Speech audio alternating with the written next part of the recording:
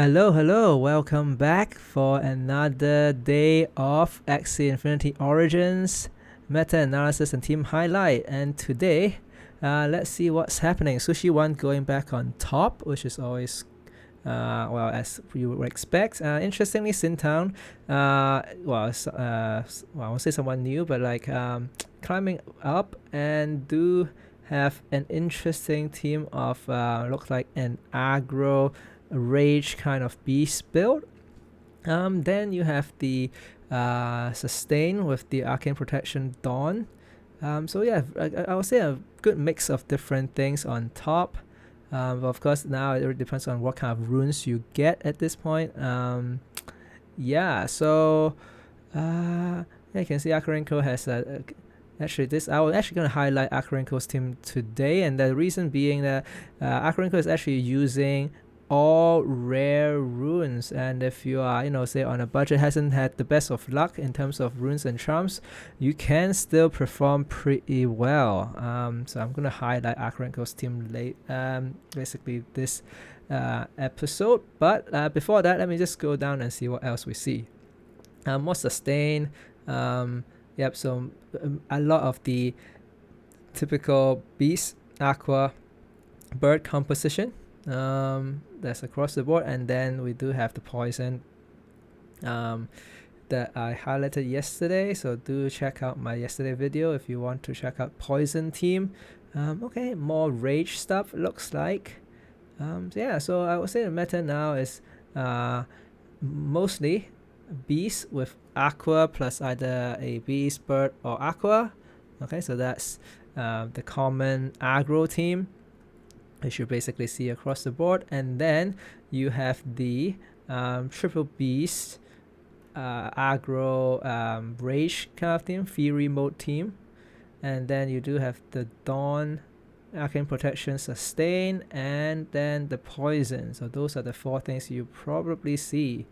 Of course, in terms of sustain, doesn't have to be arcane protection. Normal sustain with just plants and reptile can also work pretty well. Yeah, but that is, I think, what the meta is at the top at this point. Okay, so let's jump right into akaringo's team and see what it is about. Okay, and you can see, alright, using all rare runes with an energy guru, which is basically a tiny AoE, deals 6 damage per energy use on attacks to all opponents. And then Hardy Warrior, I think, is a kind of a damage buff kind of thing. It deals extra damage depending on the how much remaining HP. And Pendulum Scale, you probably know already, I talked about it many times. It is the go-to defensive tool because it allows this Axie, the beast, to take 15% less damage. And okay, let's go right into the Axies and see what we get. Okay, so the bird is I would say Mavis, quite typical. Card draw is always good with an early bird. Going to bleed and weak can be pretty good for racing against opposing aggro team. And then, okay, Eggshell, very important in terms of the taunt. So what it does is that it applies taunt to this Axie for 2 turns, meaning the opponent's next turn has to target the bird, right? Because it's taunt, right? It has taunt. So why is it important is that it actually allows you to redirect attacks away from your front Axies, which you might want them to survive for a bit, and even out the damage so that you allow your Axies to survive as long as possible. And why that could be good is because then you would want to definitely play your Axies card as opposed to the revenge card that you get once the Axie get knocked out. Yeah, so that is an important tool, and ultimately I think the most important tool of this build is the Feather Fan. So what it does is that it deals 4 random hits, and for each enemy hit it grants 1 feather per enemy hit, right? So meaning if the Feather Fan hit 3 different opponents, including summons, okay, all right, 3 different opponents, then each of your own Axie gains 3 feather, which is very strong. And the reason, okay, I'll show you what a feather is. So a feather is basically a buff which deals an additional damage to a random enemy. So basically each stack of the feather deals an attack equal to 8% of the card based damage. So meaning whenever you use an attack, you consume the feather stack, and that will deal maybe 6 damage, or roughly usually 6-7 damage per stack. And if you have 3 stack, that is maybe 20 damage or something to a random enemy. So that could be pretty strong. Okay, so let's see the Aqua. But actually, before I get into the Aqua, remember that this actually has the Energy Guru rune, which means it will deal a more additional AoE kind of damage, a tiny AoE damage. Okay, and then the Aqua, let's see. This is probably like the most interesting Aqua I've seen, because usually you would expect all these Aqua cards, single attack stuff, but in Akaringo's team, this is I guess it's basically an AoE build. You can see there are 3 AoE cards with the Earwing, with the Chubby, and the Tri-Feather. And Tri-Feather, that's very good against sustain. Do have a 0 energy, deals a bit of small damage kind of card, which could be good. And then this could be quite important because it grants damage boost. And the damage boost basically allows you to increase the damage by 1 for your attack, and that pairs very well with the AoEs. I assume this is how it works. It works on AoE as well, meaning instead of dealing 1 damage, effectively you deal 3 more damage if you hit 3 opponents with the AoE. Okay, and let me see the beast, and I would say the beast is the more common one. So very strong. Innocent Lamb and Corontail gives you 2 extra energy. I forgot to mention that yes, Nemo is another extra energy, so there are 3 extra energy cards. And Innocent Lamb, what it does is that it actually is a card that allows you to convert this card into another skill cards of this Axie. So in this case, there are only 1 other skill cards, and so basically an Innocent Lamb can be converted into a Cottontail, and you can just treat it as a Cottontail. So AoE as well. Golda, very strong, shuffling a Void into opponent's deck, and the Void basically is a curse card that goes into opponent's deck, and when the opponent draws it, the opponent loses 1 energy, so very strong. And the Fragile, very good for against both sustain and poison, which relies on shield to keep them alive. And then Ronan synergizes very well with those extra energy, because usually what you do is you spend 3 energy, you gain an extra energy, and then you do Ronan to deal 100 something damage. Okay, so let's actually jump into the games and see how it goes. Okay, alright, I'm gonna pause it here, just look at the runes and charms. Actually pretty standard charms across the board, I would say. Nothing too exciting. Same for here, and pretty much same, so nothing like out of the ordinary, I would say. And let me see what the opponent has. So it's very similar in terms of Innocent Lamb, Corontail, Ronan stuff. Rosa, very interesting, can be quite disruptive, and Nemo as well, so opponent also has 3 extra energy. And then the important part, I think, is this one, where now actually I noticed that these days the meta, you start to see birds with double talk or Castro, which basically disarm or sleep the opponent with the sun or moon charm, right? And for me, I haven't really managed to get that, but what this does is that the sun charm, it forces this or redirects this particular attack to the back of the opponent, so meaning the furthest enemy. And so what you can do is to play this initially, right? So play this at the start of the turn, then you sleep the opponent's furthest Axie, and then you can continue hitting the front. And so the next turn, opponent will be asleep, at least the furthest Axie will be asleep, and hopefully they will waste some energy by drawing into cards that they cannot play because they are asleep or disarm. So I think now the meta, from my experience of today, also shifting more towards getting the moons and sun charms that you can disrupt the opponent. I haven't got there yet, but hopefully this is actually the kind of build that I enjoy playing. But let's just see how this game goes. Okay, so first thing, actually yes, so you can see, right, deals the sleep for in this case doesn't matter, because Oh, actually, well, unfortunately for the opponent, Akaringo actually didn't get into any of the birds card, and still managed to play every single card with an extra energy. So this is where you can see the Innocent Lamb turn to the Corontail, and gains an extra energy to deal basically 3 energy worth of attacks. So very strong turn at the start.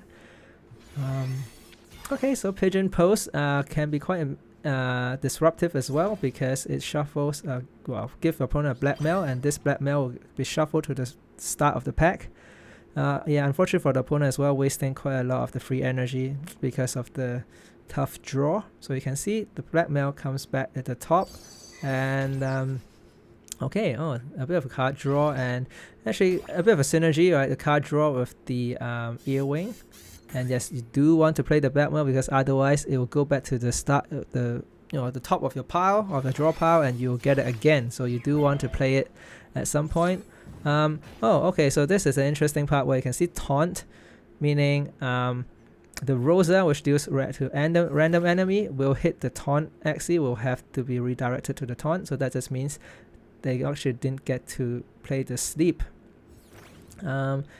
Yep, in terms of the card draw, is this yeah, the Akaringo definitely has an advantage, and here they can use another extra energy to finish it off with a Ronin. So yeah, this is how you can see, right, how Ronin can be used, where you use all your cards, gain an extra energy, then deals 100 something damage with 1 energy. So that's how broken Ronin can be, synergizing with all these extra energy cards. Okay, then unfortunately the opponent can't even get past the front for now. And okay, let's see. So I assume, yes, this is where the Feather Fans comes in, right? So I was hoping that Akaringo will show up the Feather Fan, so you can see it actually gains 2 stacks, and yeah, and then these 2 stacks, right, actually deals, in this case not so much, because it's an AoE, right, deals 2 plus 2 damage. Oh, but unfortunately for the opponent, yeah, getting the Void as well, but at this point a bit late because they're just very far behind.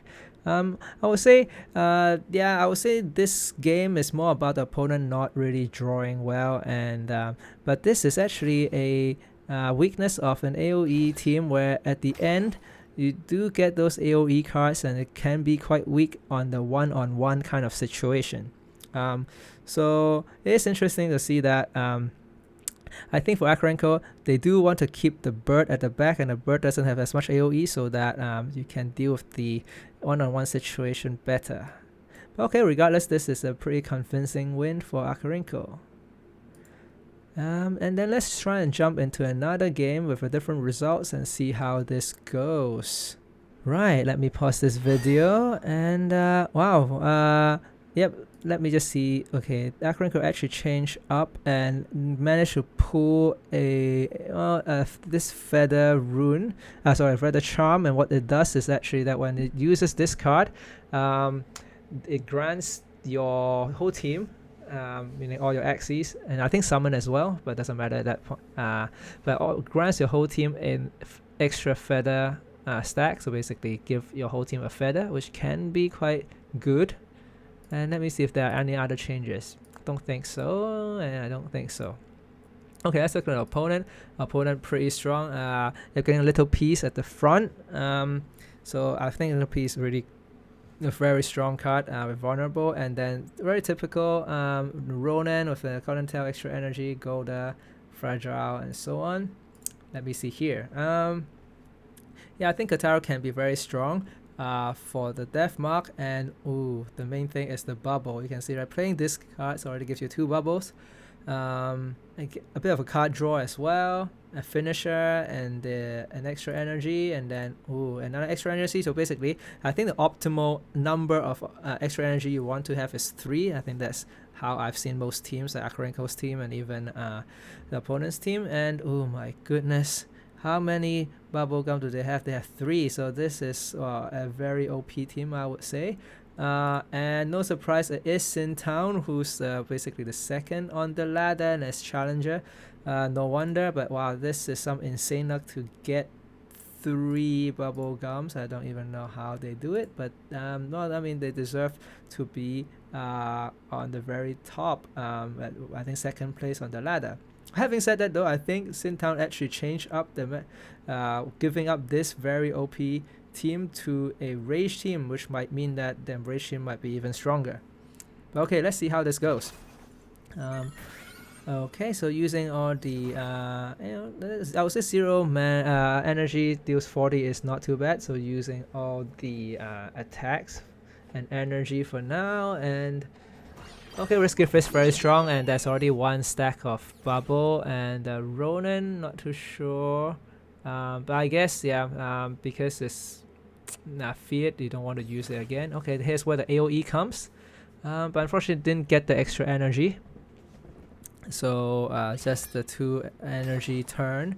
This is where Sintown does get the extra energy, and yeah, so that's Death Mark very important. I would say it's slowly chipping away as well, and yeah, you can see the Death Mark deals so much, and Bleed also starting to deal quite a bit. And let's see. Okay, this is where okay, you draw a card, and you can see the feather is here. Okay, getting the damage boost, and then playing the AoE and extra energy. Yeah, pretty strong turn. Okay, opt to go for the extra damage with the bleed instead of the gold. Okay, misses out on the knockout, but I mean needed 3 energy worth of cards to pick up the knockout, but does have the extra energy. But you can see, unfortunately for akaringo, is that the beast got KO'd, meaning I think it loses quite a bit of the extra energy cards. Okay, and let's see. Okay, yep, no extra energy anymore, I think. And this is where very strong is that, wow, the yeah, Tri-Feather KOs the front, but also managed to hit. An interesting turn is that they actually put the Mavis up front to deny some initial kind of value, I assume. Oh, but here's where the bubble comes, and the bubble is really starting to ramp up. Let's see what akaringo can do. Unfortunately, getting the void at this turn is pretty tough. Going to bleed. Okay, so yeah, I think without the void, could have been a KO at the front, and that could have been pretty good. But now, ooh, very strong. The Death Mark could be strong, but at this point, it's rather just to see whether akaringo can KO the opponent from this range. And I don't think the bleed matters too much because 1 attack should KO it. And it's actually getting very close. Okay, 15. Does it? Is it enough? Oh, very close. And what? Oh my goodness! Surviving at 1, and I think akaringo just conceded at that point. Oh my goodness, that is very close. And akaringo was very, very close in beating such an OP team with like 3. Wow, 3 bubble gum, and wow, I mean, at the highest level, sometimes you really just deal with 1 damage, and if you just miss 1 extra damage somewhere, that literally made the difference. Wow. Okay, so wow, I ended this episode with a very exciting game. So thank you very much for joining me, and I'll see you next time. Thank you all for watching. If you enjoyed my video, do consider giving me a like, comment, subscribe, follow me on Twitch, and use my Lenosian code Morris. Thanks again, and have a good one.